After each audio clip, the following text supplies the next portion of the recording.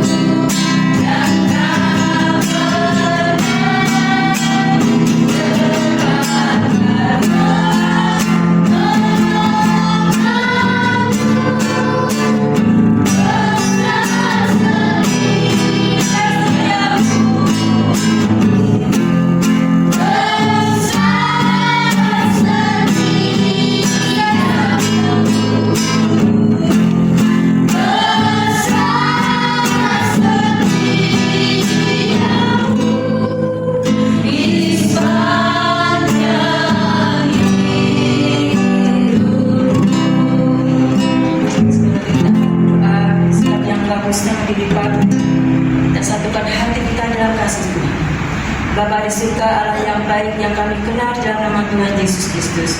Kami mengucap syukur atas waktu yang indah pada saat ini. Engkau persiapkan hati kami untuk bersama-sama anak-anak-Mu. Kami mendengarkan firman Tuhan dengan segenap hati. Kau urapi hati kami Tuhan, Kau layakkan kami di depan-Mu. Kami serahkan Tuhan nama juga yang akan membawakan firman-Mu. Di dalam nama Tuhan Yesus kami serahkan. Haleluya, terima kasih Yesus. Amin. Nah, halo adik-adik semuanya. Hari ini kita mau bersama-sama mendengarkan cerita firman Tuhan tentang seorang tokoh yang luar biasa. Namanya adalah Ayub. Nah, alkisah adik-adik, ada seorang laki-laki yang hidup di tanah Uz. Namanya adalah Ayub. Nih gambarnya nih, Pak Ayub nih. Nah, Pak Ayub ini, tokoh Ayub ini adalah tokoh yang luar biasa. Dia sangat saleh dan dia sangat taat beribadah kepada Tuhan. Tidak hanya itu adik-adik, dia diberkati Tuhan secara luar biasa.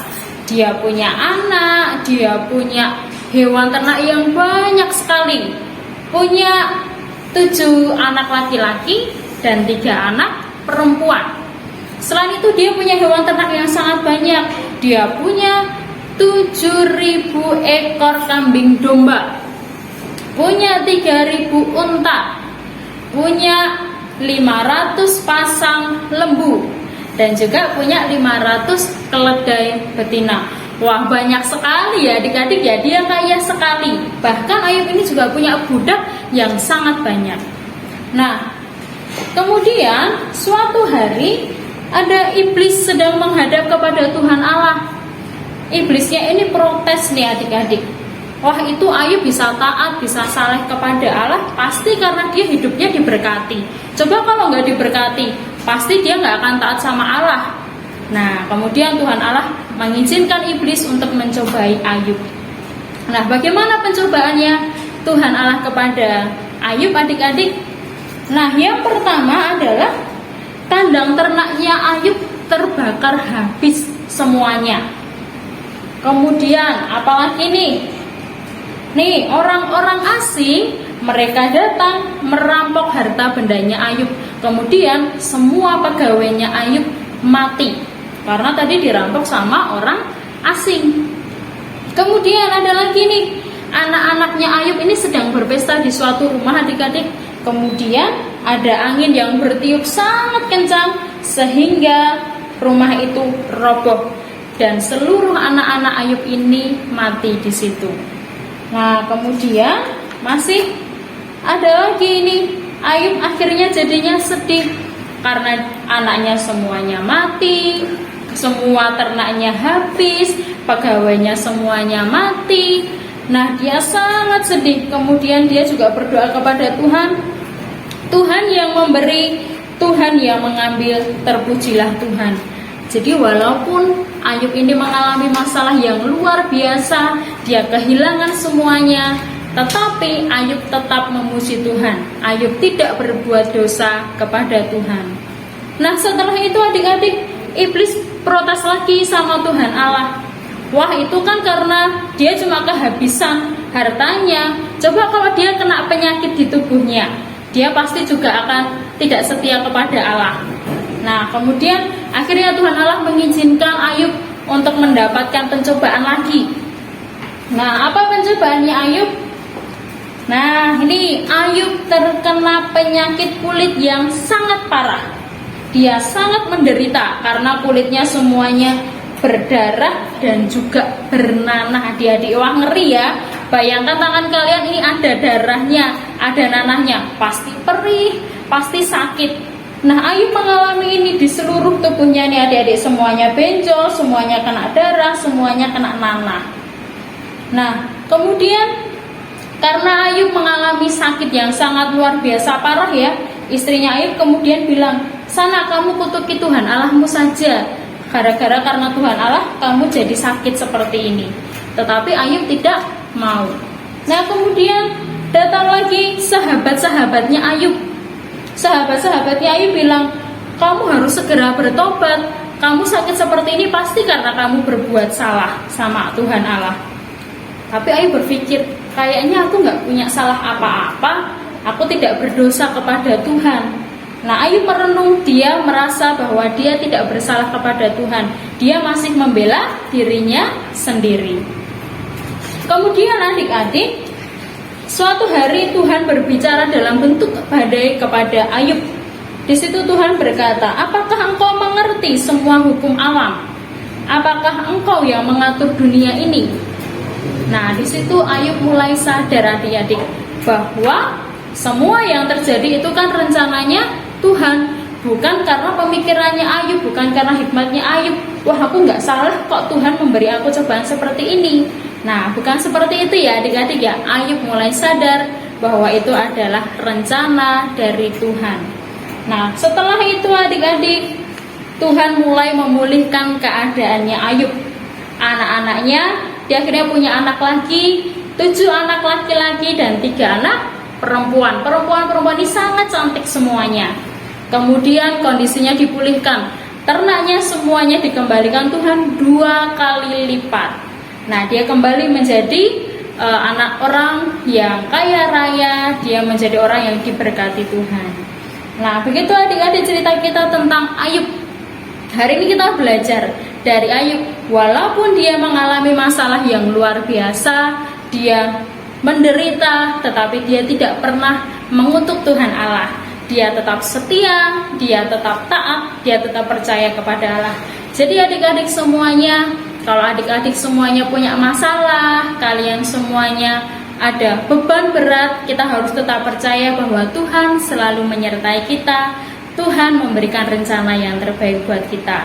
Jadi jangan mengeluh, jangan bersungut-sungut, jangan marah-marah, jangan protes, tapi harus tetap percaya Tuhan menyertai dan memberkati kita.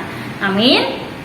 Oke, sekarang adik-adik kita akan menutup firman Tuhan kita pagi hari ini di dalam doa. Mari kita berdoa. Tuhan Yesus, terima kasih Tuhan untuk firman-Mu di pagi hari ini. Kami mau belajar seperti Ayub Tuhan, walaupun kami memiliki masalah, kami mau tetap taat, kami mau tetap percaya, kami mau tetap menyerahkan hidup kami di dalam Tuhan. Terima kasih Bapa, terima kasih Yesus, kami menutup ibadah sekolah minggu kami di pagi hari ini, dan kami menyerahkan untuk kegiatan kami selanjutnya ke dalam tangan kuasa-Mu. Hanya di dalam nama Tuhan Yesus kami sudah berdoa dan mengucap syukur. Haleluya. Amin.